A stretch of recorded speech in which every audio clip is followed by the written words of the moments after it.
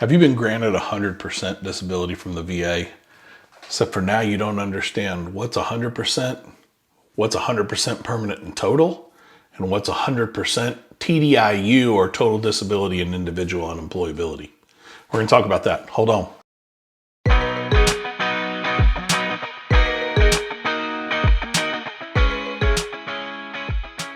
"100% VA disability." That is the goal for a lot of veterans.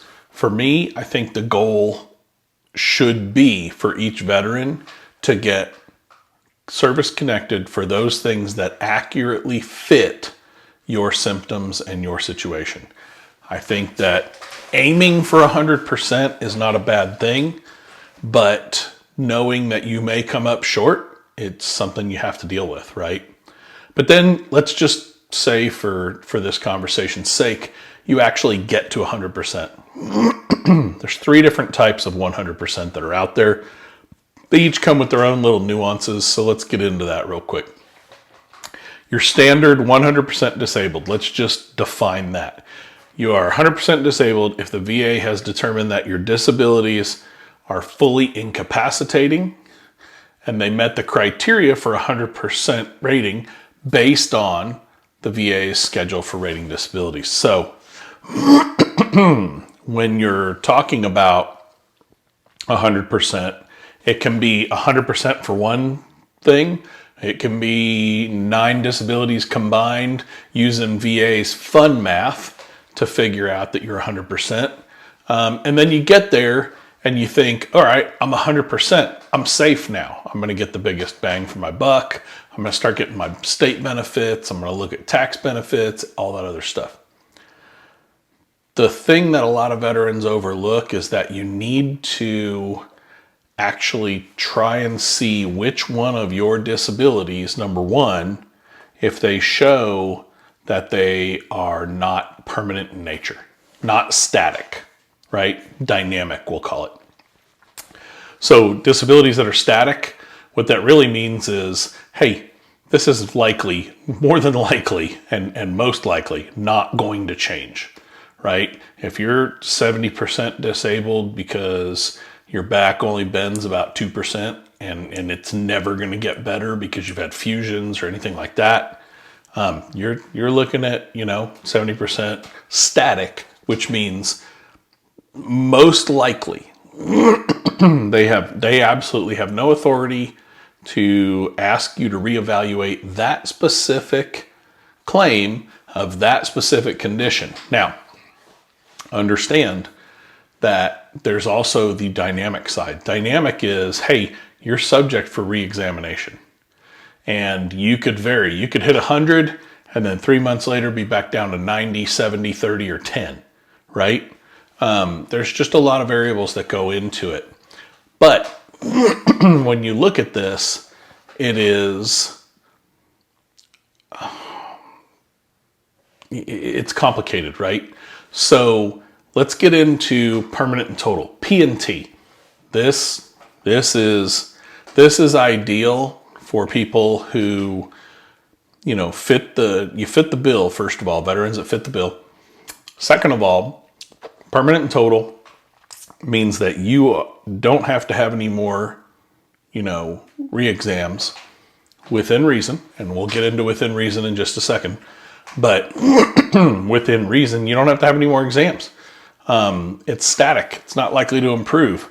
Total, 100%. Veterans with a P&T rating you're typically exempt at that point when you're permanent and total.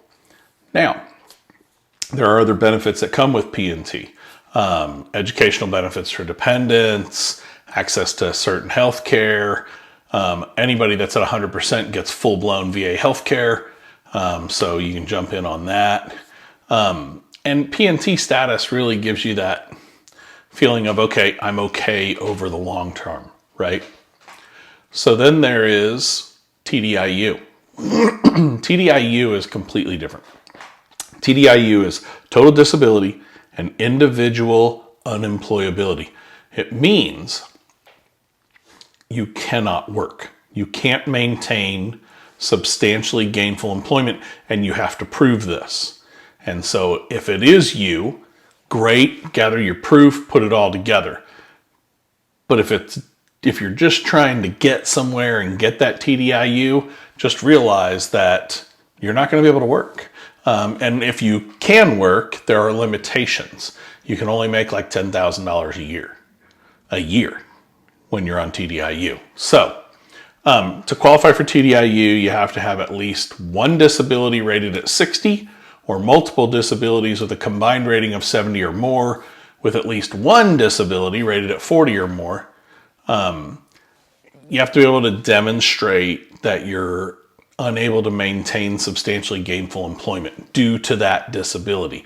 Not, I can't stay in my job because, they stress me out and I start freaking out, but I don't have any mental health claims. This has to be specifically about your service-connected disability, right? TDIU can be granted on a temporary or a permanent basis. If you receive TDIU, you get compensation at the 100% disability rate, even if your actual combined disability rate is less than 100%.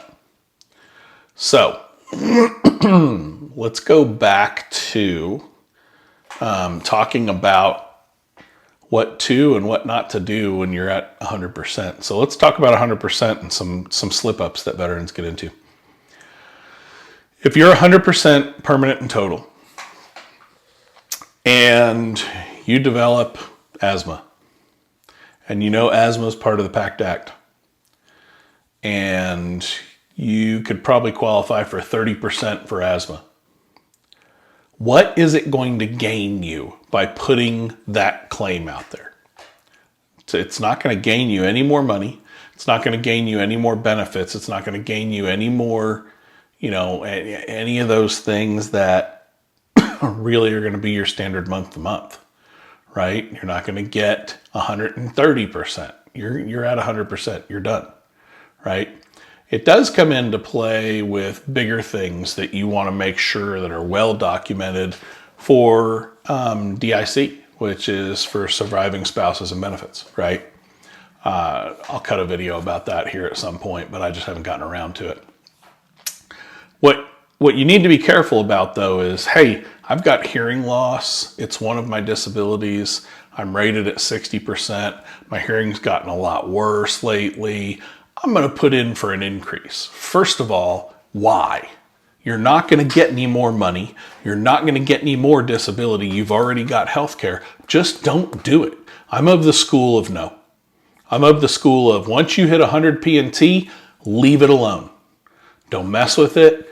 Go get your annual reexamination done when you go to your annual, just standard veterans health care appointment every year, your annual checkup.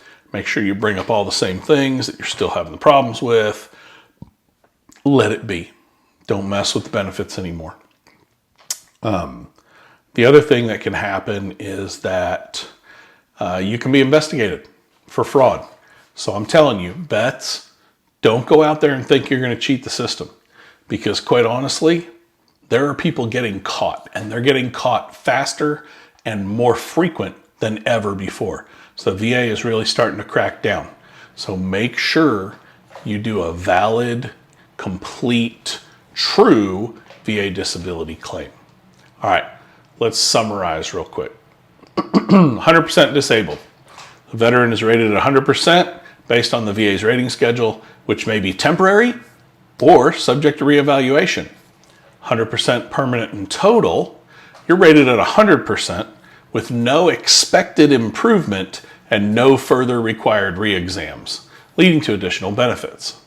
100% TDIU, you receive compensation at the 100% rate because your service-connected disabilities, they prevent you from keeping gainful employment or substantial gainful employment, even though your combined rating may be less than 100. Each one of those comes with different things. Ideally, if you're chasing 100 and you really do have the medical evidence and the nexus to connect it all together, the diagnosis, you've got all the pieces of it, man, take that and get after it. But make sure you go after 100% P&T, because permanent and total is what your aim should be, in my opinion. Other people say that I'm nuts about that, but P&T should be your target. If you seriously cannot work because of a service-connected disability, grab that TDIU and put it on top of there. Then you can start looking at special monthly compensation, or SMCs. We'll get into that in a different video down the road as well. All right, listen, take care of each other. Don't forget to smash that like button, share this with somebody, consider subscribing. It all helps the channel. And I appreciate you watching. Take care. Have a good day. See ya.